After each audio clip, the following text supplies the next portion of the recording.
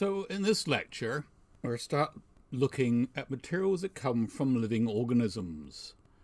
Now, life can be divided into domains, of which the most relevant to archaeological materials are the eukaryote group. So that includes organisms with cells that have a nucleus. And this is divided into kingdoms, which include animals and plants. This lecture will be about animals. So to define animals, animals can move.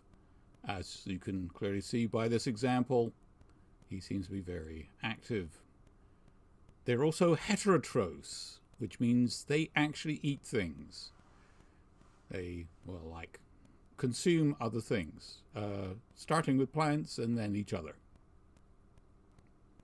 And they also respire oxygen.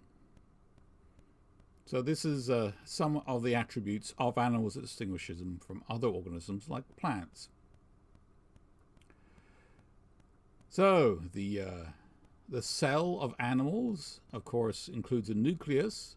And inside the nucleus is where we find the DNA that we sometimes study and find relevant in our study of archaeological stuff, including this one here, which is the XY, the gender chromosomes, X and Y are there. There's also the mitochondria. Mitochondria also contain DNA, and these are only passed down from your mother. And so this will be a good way of looking at DNA from the matrilineal side of anything you're doing DNA studies of. So this is what's inside an animal cell. So animals can be broken down further into phylae. The largest are Arthropoda, which include insects and crabs and things like that. Then there are the mollusks and the chordata, which includes creatures with backbones like us and most of the animals we'll be talking about. So materials that come from animals include shell, bone, skin, feathers, specifically in birds, of course, hair, very useful if you're a sheep, teeth, including things like ivory, sinew from the flesh, and fat. So there's a lot of things you can do with an animal, which is probably why he's looking kind of nervous at the moment. Yes, all those things. Here's an example of fat, which actually has to come all the way from London. This is animal fat starch in a tin, and it's probably a 2nd century Roman skin cream. You don't get a lot of fat in the archaeological record, but there's some. So, to go down the phylae, Arthropoda may be very big, but they're not that significant in the archaeological record, although they do have their uses. This, for instance, is cochineal, the source of a very important red dye. In fact, most of the arthropods, primarily insects, I think, we'll be talking about in this course are entirely in the textiles area, so let's not worry about them at the moment. Mollusks, however, you do find in the archaeological record as materials because they have this thing called a mantle, which they secrete calcium carbonate, which makes their shell. So shells do show up in the archaeological record quite a lot, like these very early beads from South Africa. And this was also used as a receptacle over 70,000 years ago in Blombos Cave. These dentalia shells are also quite common in the archaeological record in the Levant, where they're used as jewelry, like this particularly well put together headdress, in the Natufian period, over 12,000 years ago. So shells are also can be used for environmental archaeology, looking at the environment of the deposition of the archaeological record, particularly if you get a lot of them, like on shell middens, where someone has been sitting there and shelling bivalves looking for food. And so if you section them, especially if you thin section them, of course, then you get an idea of the annual accretion of the shell. And so you can see how old the shell was, the organism that made it rather, the environment it lived in, were there many thick rings or many small rings, and also the seasonality. When in the ring did it die? Did all the creatures die at the same time, in which case it was probably a seasonal occupation. So it's quite useful for that sort of reason. Another important material that comes from mollusks is nacre, also known as mother of pearl. And so this shiny material you get on the insides of certain shells, which is hexagonal platelets of the calcium carbonate, which is actually called aragonite, and they're about 10 to 20 microns wide and about 5 microns thick in an arrangement like this. So that's actually the diameter of the wavelength of light. And so because the platelets and light are about the same, it creates this effect. Oh, look, you can see I got it from Wikipedia. Isn't that nice? And these will be separated by biopolymers. Does it show where I got this from? No. So when a mollusk is invaded by a parasite or a foreign object, this is known as encystation, it entombs the offending entity in successive concentric layers of nacre. And that's what this thing is here. And of course, if that happens within the body of the organism, that becomes a pearl. So pearls do show up in the archaeological record and were an important part of the community at the time. The Book of Revelations describes the pearly gates. If you've never heard of the pearly gates are described as being the gates of heaven, and St. Peter, this is St. Peter, holds the key to the pearly gates. However, if you look at the Book of Revelations, it says there are 12 gates. This is to the heavenly Jerusalem, and they're each pearls. So there are 12 gates into Jerusalem, and each one is a single pearl. So it's a really big pearl, which you roll over the gate if you want to close it. But as it goes on to say, the gates are always open. So you actually don't need a key. So don't take too much notice of people tell you have to do what St. Peter tells you. So this was a massive industry in the ancient world as it was in recent times. Here we have pearl divers at work in the Persian Gulf in 1908 using basically the same materials that they would have done in ancient times. Here is this guy. Got his nose pinned so he doesn't inhale too much water. And here is they're shelling all these oyster shells to get the pearls out. And lunch too, I assume. So fish occasionally turn up in the archaeological record. Not often as materials, but they're quite useful for things like otoliths.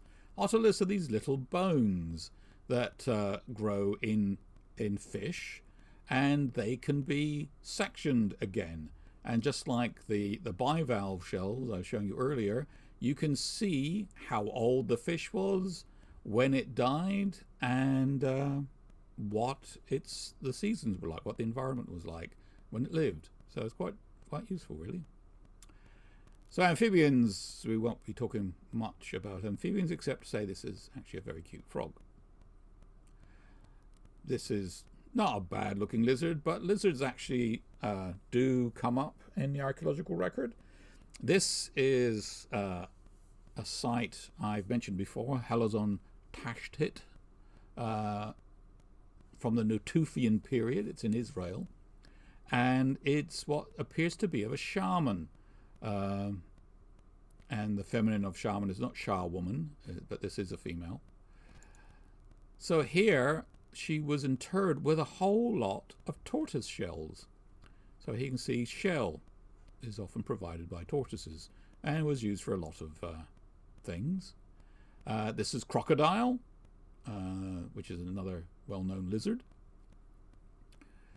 Which brings us to the issue of skin. Now this is actually a section through a mammal skin because it has hair in it, but you do have the major structural differences. You have the dermis and the epidermis. So these major distinctions are very underneath of the skin and the surface of the skin.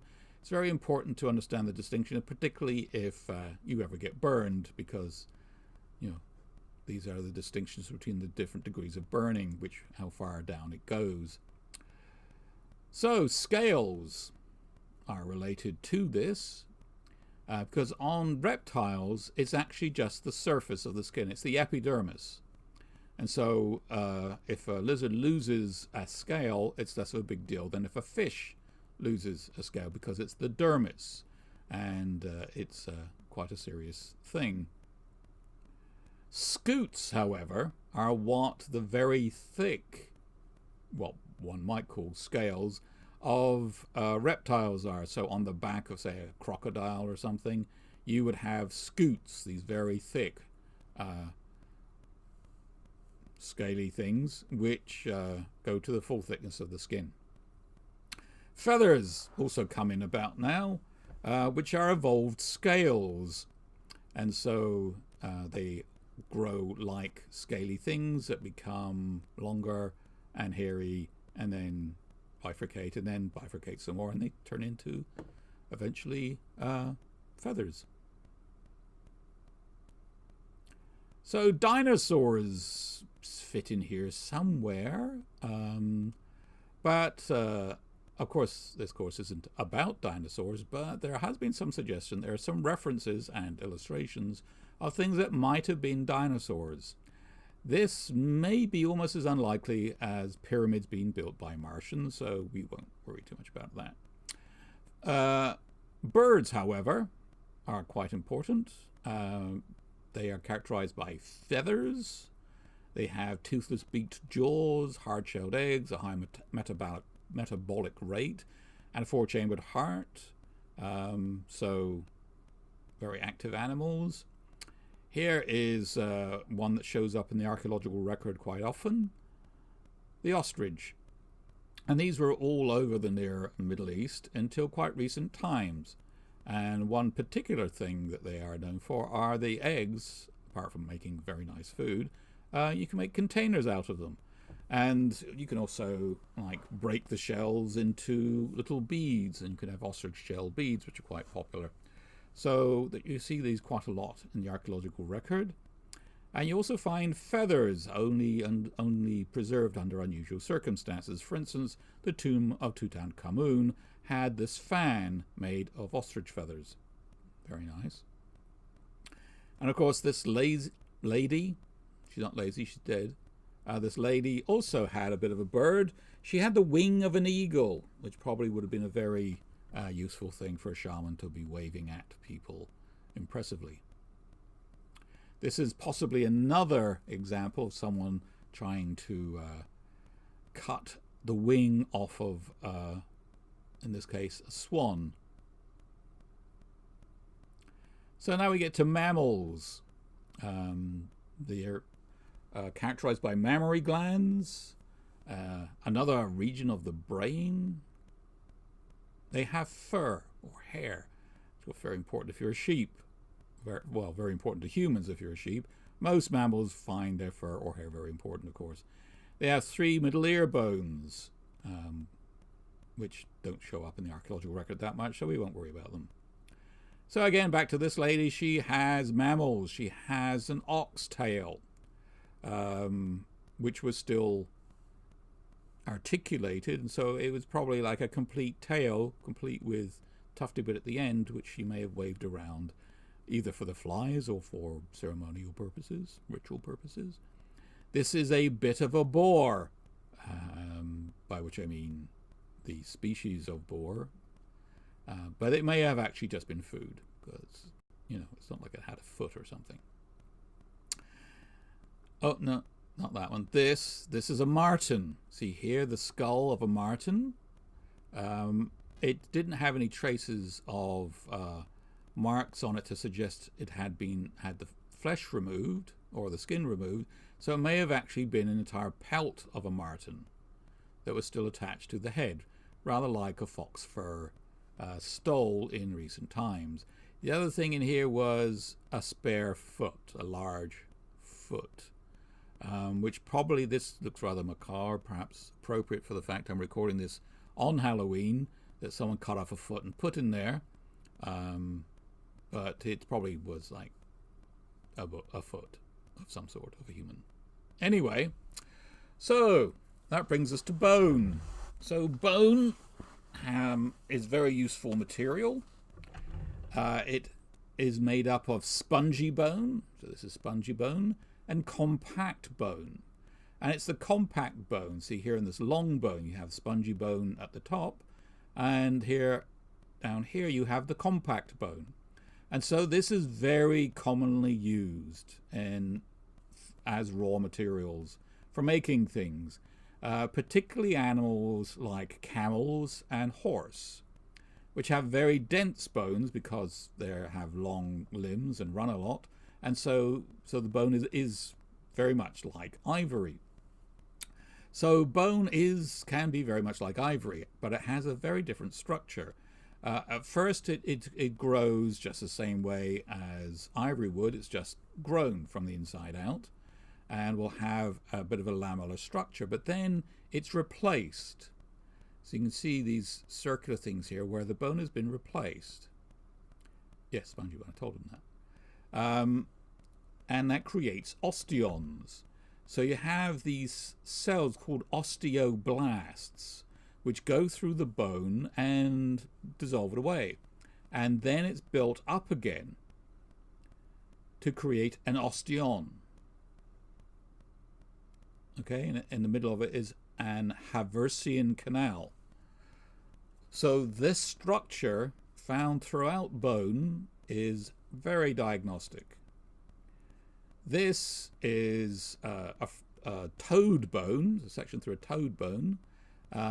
It's just sort of got this concentric structure, probably because it's only like a 3-year-old toad, and so it doesn't have the longevity of an animal that will have all that bone replacement, like we could see in this human. And since most of the animals that we would have archaeological materials, and there's not a lot of toad bone in the archaeological record being confused for ivory. So here we have a human in which you can see the osteons here clearly, as well as some lamellar bone from the original construction of the bone and also later growth of the bone, because bone is very it's not set in stone, it's set in bone, and so bone is something that does grow and can be resorbed. Here's an example of bone, and that handle here, you might at first think, oh, that looks like ivory, but a microscopic examination of this part here next to this nail, see here's the nail, and you can see here's a Haversian canal I just mentioned, and here are the osteons. You see there's one right there. So this therefore is not ivory, it must be bone. So bone, as I say, is a very important material. Here is a very early bone point. What it's used for, I don't know, but you can see how it was worked into a point. Needles. This is, I believe, the oldest needle in the world, which suggests they go back even earlier, and that people have been needling their clothes probably for some time. And so depictions of early humans looking like this, with like a bit of textile thrown around their nethers, is probably further from the truth than possibly this chap is, although this may be a bit extreme. So tailoring actually existed at least 50,000 years ago, if not a lot earlier. And my favorite object made from bones are dollies from the Middle East. These are actually from Fustat, Old Cairo. And you can see they've a textile body, but their heads, their faces, are made of bone. Aren't they fun? So deer. Now deer are here at this point because the pointy things on top of their heads are actually bone. Antler is an outgrowth of bone. So 3 species depicted in art in the Middle East as the red deer, the fallow deer, and less commonly the roe deer. Fallow deer is a relatively common material in Mesopotamia. So here you can see what happens is you have underneath this fleshy skin-like layer called velvet the growth of the antlers, and they will grow rather like this, you see. And so this, as you can see, this is soft, this is velvety, and so it still has this blood-filled layer over the antlers while they grow. See, it's not pointy yet. So that grows until it's got to the appropriate length, and then the velvet is removed by like rubbing it against things, and you have the full antlers, and then they will fall off. They fall off every year, and so then it goes back and they are recycled and come back bigger and better than before. And so after a few years you have really, really big horns like this one. This looks actually like a red deer, very large horns. These are both from Turkey. This is from Central Asia. These are Paseric Scythians of the 5th century BC, and the Scythians liked deer a lot. This is clearly a bit over the top, but very nice. And this, you can see here, also has some sort of deer on it. Looks a bit like a moose, actually. This is a bit out of our area, but I like them a lot. This is from a Mesolithic site in England called Star Car, very important site. And they have these headdresses with antlers on. You can see you put it over your face and you can look through it like that. So these mask headdress things, they probably had a lot of other stuff going on as well, but had these antlers. And so you would have these probably, again, shaman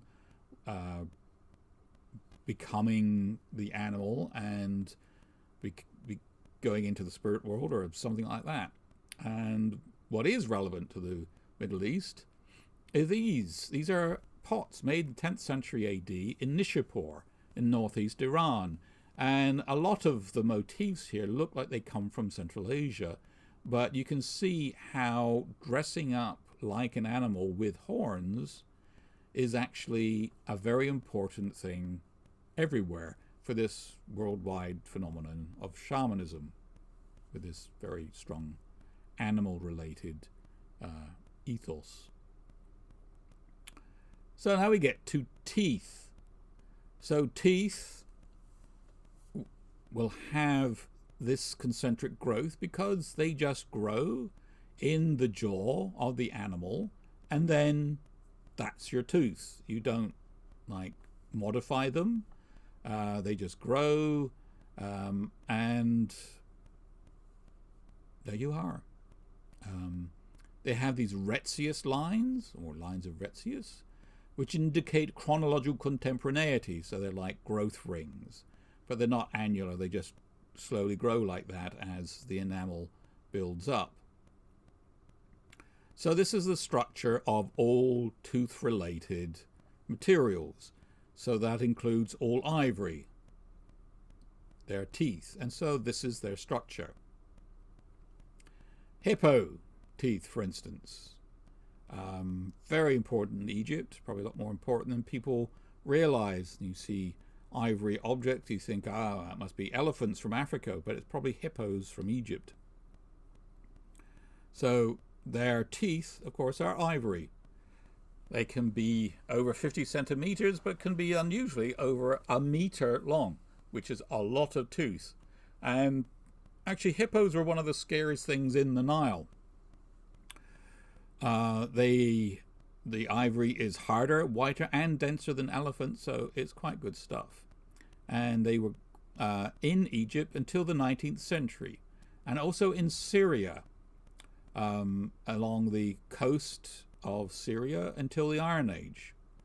In fact, when we get to elephants in the next lecture, they were probably living in exactly the same environment. Here we have this depiction of an elephant hunt, and so you can see they're using harpoons. See, here's the harpoon on the end of this shaft, which then becomes disassociated but has a cord on it. And so here you have, he has a couple of harpoons into this hippopotamus, which is so annoyed he's biting a crocodile in half. And so you see, this isn't something you would do lightly. So some artifacts seem very obviously to be hippo ivory because they're about the right size. So this is a very obvious, oh yeah, that must be hippo ivory. And again, oh yes, this must be hippo ivory. But you also have a lot of smaller artifacts that you can't necessarily immediately say, oh, that's hippo ivory, but it very probably is. Pigs also make ivory. They make tusks. This is actually from Greece. They're very common in the Helladic period to have these boar tusk helmets. They talk about them quite a lot. So pigs are descended from the wild boar. They do occur in the Middle East, and you may have just noticed we had a boar in the grave of the lady. And although there were taboos in ancient Egypt. So boar's tusk can be up to 63 centimeters.